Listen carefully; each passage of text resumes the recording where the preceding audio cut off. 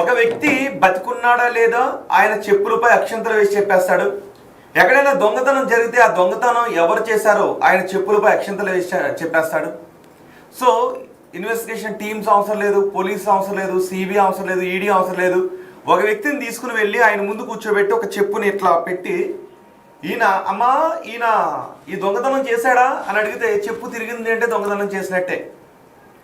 అలాగే ఈయన ఈ హత్య చేశాడా, ఎవరు చేసి ఉండుంటారు, శ్రీనివాస, వెంకటేశ, నారాయణ, ఇంకొకరు అని అడిగితే చెప్పు తిరిగింది అంటే ఎవరి పేరు చెప్తే వాళ్ళు దొంగతనం చేసినట్టే. అమ్మాయికి పెళ్ళి అవుతుందా లేదంటే అబ్బాయికి పెళ్ళి అవుతుందా చెప్పాలి అంటే వాళ్ళు ముందు తీసుకొచ్చి పెడితే చెప్పు తిరిగిపోయినట్టే.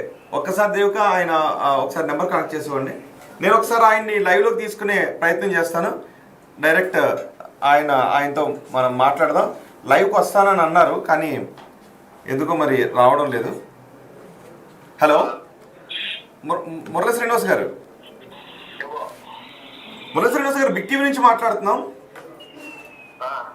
మీరు తిరుపతిలో ఒక జ్యోతిష్యం చెప్తున్నారు కదా, చెప్పుపై అక్షంతలు వేసి చెప్పు తిరిగితే అని. మీరు మోసం చేస్తున్నారు అని చాలా మంది అంటున్నారు. మీరు మోసం చేస్తున్నారా నిజం చెప్తున్నారు?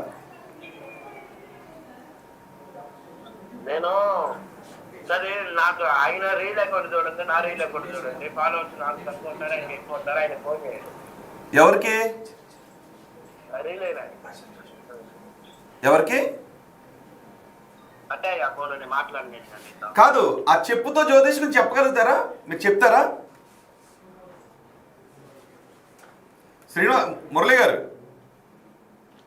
మురళి ఫోన్ కట్ చేశారు. సో మురళి గారు అడుగుతున్నా, నిజంగా మీరు చెప్పేది నిజమైతే, మీరు జనాలు మోసం చేయట్లేదు అనేది నిజమైతే రండి ఫోన్. ఎందుకు కట్ చేస్తారు ఫోన్? అంటే అమాయక ప్రజలు వస్తే చెప్పు తిరుగుతుందా లేదని చెప్పి మోసం చేస్తారా? దేవిక శ్రీనివాస్ గారని ఇప్పుడు ఫోన్ చేసింది మురళీ శ్రీనివాస్, ఆయనే కదా? ఓకే, మళ్ళీ నేను కాల్ చేస్తున్నాను. శ్రీనివాస్ గారు మళ్ళీ నేను చూడండి ఒకసారి, అదిగో ఆయన ఫోటోగ్రాఫర్ కూడా మీకు చూపిస్తున్నాం.